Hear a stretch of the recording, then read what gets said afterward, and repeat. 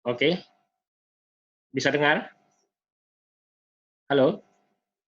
Bisa, Pak. Oke, kita Iya, lanjut ya. Pak. Ini banyak gangguan nih. Oke, jadi menurut PUIL atau aturan kelistrikan, bahwa pada dasarnya persyaratan dasar yang mesti dilakukan untuk instalasi listrik itu diantaranya untuk keselamatan, kemudian sentuh langsung, sentuh tidak langsung, efek termal, arus lebih, arus gangguan, dan tegangan petir, tegangan lebih akibat petir, serta perlengkapan instalasi listrik. Ini ketentuan yang ditetapkan oleh PUIL. Nah, pertanyaannya kan seperti yang kita bahasakan kemarin, mengapa periksa uji instalasi listrik harus dilakukan? Mengapa harus diperiksa? Mengapa harus diuji? Apa yang diperiksa dan apa yang diuji? Nanti di materi ini sebentar saya akan sajikan sejumlah contoh-contoh pemeriksaan instalasi listrik, setidaknya bisa menjadi referensi apa yang harus diperiksa ke depan. Nah, yang pasti sebelum melakukan pemeriksaan dan pengujian, yang pertama yang harus Anda pastikan seperti yang saya sampaikan sebelumnya, bahwa dokumen gambar lengkap instalasi listrik itu harus ada. Nah, bagaimana kalau tidak ada? Suruh gambar ulang, dan ini desain instalasi listrik di sebuah gedung atau perkantoran itu harus dipastikan sesuai. Dan ini tidak boleh sembarang yang bikin, harus yang punya kompetensi. Biasanya insinyur kelistrikan atau ahli ketika listrik yang memang punya kemampuan untuk melakukan. Kemudian yang kedua, pemeriksaan cara pemasangan, baik visual dan pengecekan material.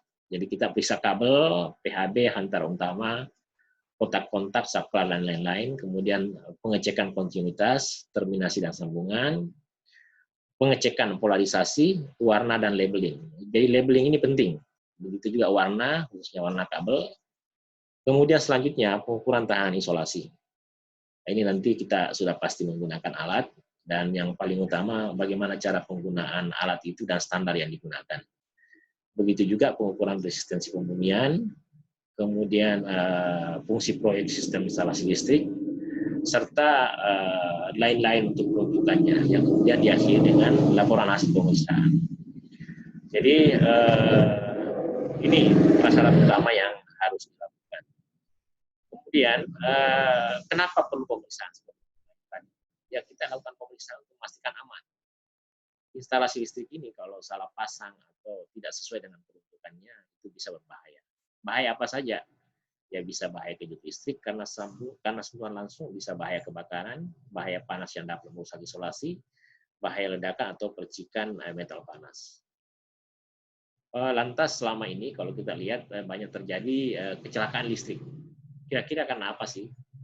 Nah, berdasarkan fakta di lapangan, itu kita temukan bahwa ada yang karena hubungan pendek arus listrik, ya, mungkin karena tanpa pengaman atau dengan pengaman tapi pengaman yang salah. Kemudian beban lebih yang tidak dilengkapi dengan pengaman atau dengan pengaman yang salah, kemudian ledakan percikan api, salah pemilihan komponen listrik, tegangan sentuh atau grounding yang buruk. Nah, ini makanya grounding itu harus dites dan harus diperiksa. Bisa juga karena salah pengoperasian atau tidak ada standar warna atau penandaan.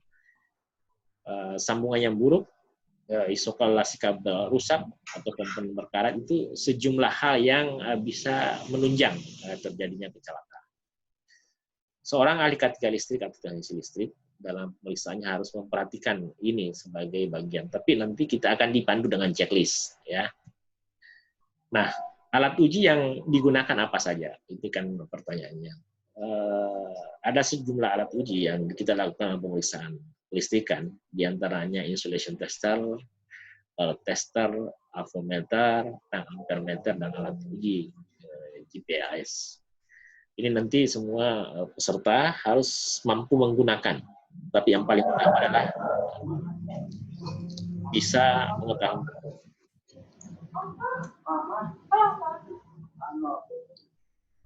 mengetahui cara penggunaannya.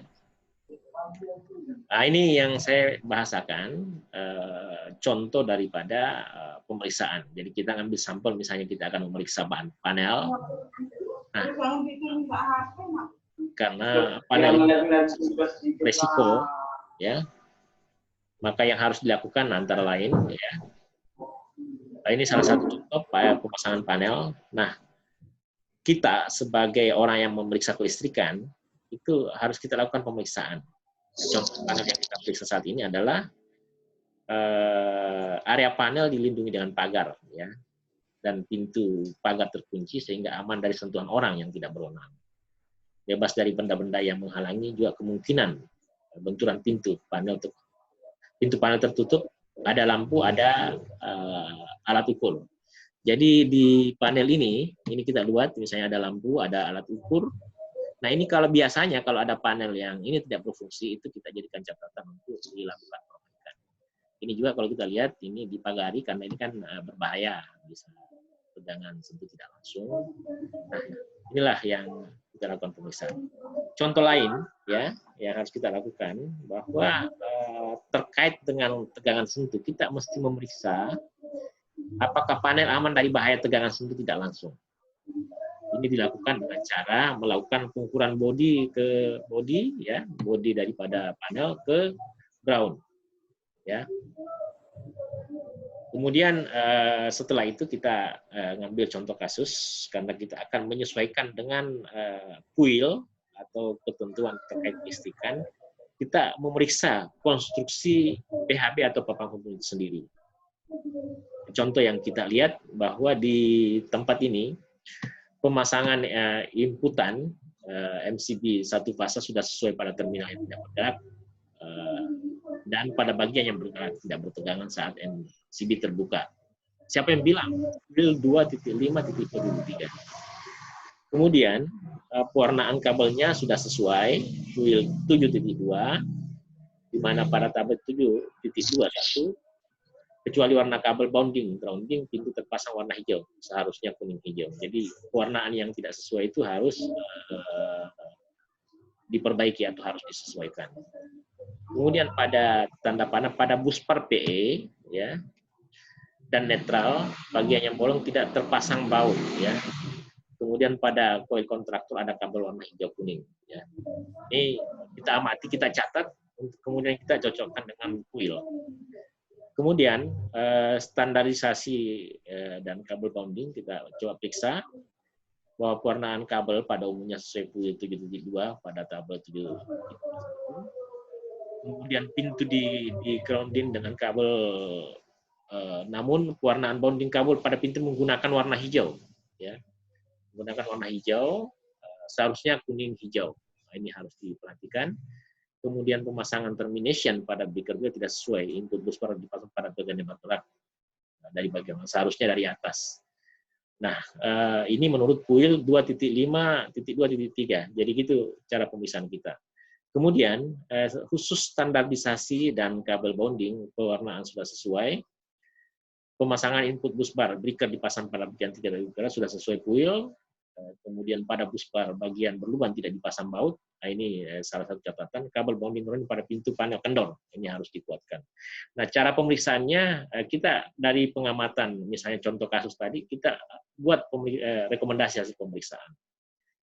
Yang pertama dari yang kita lihat tadi, kabel bonding ground pada panel MPP Workshop 32 PB859 bautnya kendor. Rekomendasinya harus dikencangkan. Yang kedua, kabel hijau kuning yang masuk ke koil kontaktor pada panel PP Workshop 32 PB859 harus diperbaiki atau ganti. Kalau kabel itu merupakan kabel netar, harus diisolasi biru pada ujung kabelnya. Ini supaya orang yang melakukan pemeriksaan tidak salah dalam pemeriksaan. Kemudian warna kabel bonding pada pintu panel perlu dirubah. Jika tidak ada heat shrink hijau kuning, maka cukup ditambah isolasi kuning selang-seling dengan hijau pada ujung kabelnya. Itu salah satu cara. Kemudian lubang-lubang pada konduit harus ditutup baik menggunakan daksil maupun silan fire stop agar tikus, cicak atau binatang lain tidak masuk ke panel. Nah, ini tadi terkait pengukuran tahanan isolasi. Jadi kita lakukan pemeriksaan juga, misalnya penghantar yang diukur antara RN, SN, TN, kemudian nilai tahanan dicatat, tegangan kerja dicatat, kemudian kita lihat berapa nilainya, lalu disesuaikan dengan standar minimum yang sesuai dengan ketentuan. Analisa dari data pengukuran di atas dapat didapatkan, maksudnya dari data sini, bahwa nilai tahan isolasi pada penghantar LN dan RP tidak sesuai dengan standar yang terdapat pada PUIL 2003.20.3, yaitu di mana nilai tahan isolasi adalah 1 megaohm per 1 kV. Kemungkinan pada penghantar pasa air tahanan isolasinya sudah berkurang, sehingga menyebabkan nilai tahanan isolasinya menjadi kecil. Rekomendasi perlu penggantian penghantar pasa air agar nilai tahanan isolasinya sesuai dengan standar. Terima kasih. Jadi, saudara-saudara sekalian, ini salah satu contoh seperti yang saya sampaikan sebelumnya. Ya. Nah, apa saya bilang, di slide selanjutnya nanti, atau misalnya di pertemuan selanjutnya, jadi yang pasti fokus kita setelah masing-masing presentasi, fokus kita adalah sekarang melakukan pemeriksaan dan pengujian untuk semua peralatan yang wajib diuji di kelistrikan. Tujuan kita adalah menguji semua peralatan terkait bagaimana memastikan peralatan itu aman. Artinya yang kita akan lakukan pengujian antara lain generator, transformator, MCC, switchgear dengan penyalur petir. Begitu juga dengan cara penggunaan alat dalam melakukan pemeriksaan. Intinya praktek, karena kita teman-teman orang vokasi, memang output daripada pembelajaran adalah tahu caranya memeriksa dan mengetahui kriterianya. Kita akan mengupayakan sebelum pembelajaran selesai, setidaknya semuanya sudah mengetahui kriteria generator yang aman, kriteria transformator yang aman, MCC, switchgear, instalasi listrik, dan penyalur petir. Yang kedua, mengetahui bagaimana cara pemeriksaannya. Yang ketiga, mengetahui item-item yang akan diperiksa. Yang keempat, mengenal bagaimana model laporannya. Karena apa? Karena nanti pada saat di lapangan, untuk memastikan generator, transformator, instalasi listrik, penyalur petir, dan peralatan listrik lainnya itu aman, itu dengan melihat bahwa mereka sudah dilakukan pemeriksaan. Ya. Di ahli K3 listrik oleh Naker, kemudian inspektur kelistrikan oleh Migas, outputnya juga adalah periksa uji. Nah, sebenarnya materi yang kita bawakan ini sama dengan materi yang diberikan kepada ahli K3 listrik dengan inspektur kelistrikan Migas. Jadi teman-teman semua, ini sebenarnya arahnya ke insinyuran, ya, arahnya ke insinyuran. Nah, di Naker dan di Migas itu biasanya ada namanya inspektur kelistrikan atau ahli K3 listrik, biasanya berbasis teknik. Nah, oleh karena itu Anda beruntung sebenarnya, karena orang K3 belajar seperti ini. Nah, ini juga memberi ruang bahwa ke depan, meskipun nanti Anda sarjana sains terapan, selama Anda berpraktek keteknikan atau misalnya yang terkait dengan keteknikan di perusahaan, itu ada peluang untuk kuliah kembali program profesi insinyur dan berhak mendapat gelar insinyur. Tapi dengan catatan nanti penelitian terakhir atau kemudian yang dikerjakan di lapangan ini ada seperti ini, karena memang di 4K3 di Uniba itu salah satu yang mengajarkan semua sisi, dan materi ini tidak semua perguruan tinggi ada.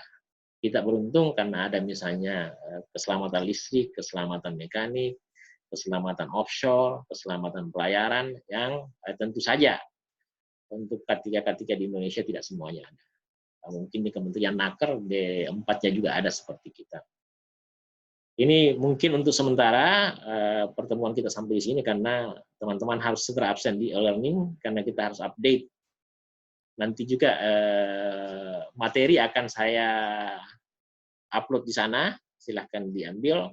Terus juga akan disertai dengan semacam video atau YouTube, karena itu kita persyaratan. Nah, bagi yang kesulitan untuk masuk di e-learning, dipaksakan harus bisa. Karena suka atau tidak suka kita wajib seperti itu. Kita teman-teman dianggap tidak hadir manakala tidak absen di situ. Karena itu langsung pemeriksaannya langsung diperiksa oleh rektorat. Nah, makanya jangan lupa absen. Absen itu sudah pas waktunya. Kalau misalnya jam 9 sampai jam 11, jangan absen setelah lewat dari situ karena tidak akan tercatat dan tidak bisa. Jadi kita untuk sementara kita hentikan di sini. Segera absensi, kemudian akan saya segera kirimkan juga materinya. Kalau misalnya ada video, saya akan kirim videonya, di linknya di situ. Ya, selamat berbuka puasa, selamat berbuka puasa, selamat berpuasa, ya. Nanti kita kontakkan via WA, kapan lagi kita bertemu dan jam berapa. Itu saja yang saya sampaikan. Sekian. Assalamualaikum warahmatullahi wabarakatuh.